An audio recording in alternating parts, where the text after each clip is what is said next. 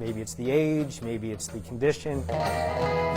From funky to fabulous. Maybe it's the weight. Some of the world's most valuable collector's items. Recently published by Investing.com. Maybe it's the material that it's made out of. Maybe it's the detail in it. Surprise treasures that are often familiar. You know, what if that old toy collection up in the attic, you know, with the Barbie, what if it's an original? What if it's worth thousands of dollars? All highly prized for one main reason. The probability and chances of somebody having one of these items in their home is like a fraction of a percentage. Early Superman action figures, 25 grand. The first Monopoly game, over 146,000. And Star Wars action figures, up to $500,000. If they are the first of their kind, the first VHS player. Even some VHS tapes, like Disney's Beauty and the Beast, sold for over $14,000. Vintage lunch boxes for hundreds. And a Pikachu Illustrator Pokemon card, nearly 55 grand. Part of their childhoods, something special to them that reminds them of their childhood. The old Walkman. Going for $500. And an original iPod, $20,000. Vintage IBM computer. Michael Press is owner and president of Pierre & Company, an experienced estate sale company in Akron. It's incredible the things that we find. Like a long-forgotten painting. In somebody's closet, on the floor.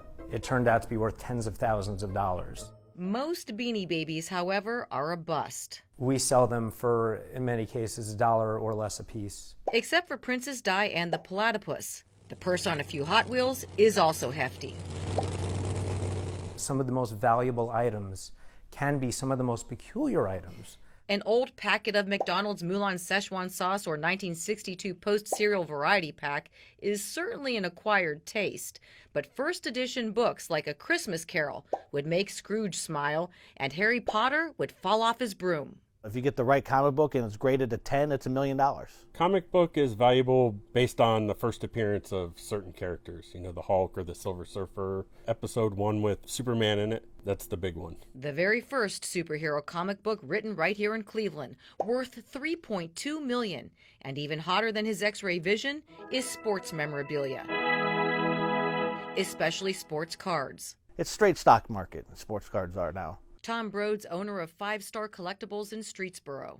I had a Tom Brady card that walked in the store. 3 days later, I seen the card sell for $1 million. Honus Wagner cards. Cy Young, Ty Cobb, all came in tobacco cards. So that was their rookie cards. They weren't baseball bubblegum cards. They were in tobacco. You know, my dad had all the Mickey Mantle cards. The Commerce Comet, worth $5 million. But unfortunately for Tom, his dad pitched his cards when he got married.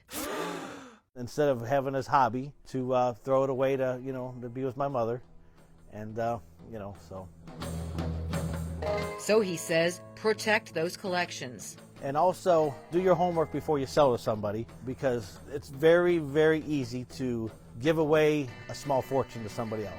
Remembering, too, that just because an object is appraised high, it doesn't matter if somebody's not willing to pay that amount.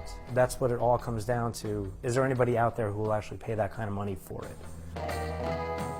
In Cleveland, Suzanne Stratford, Fox 8 News.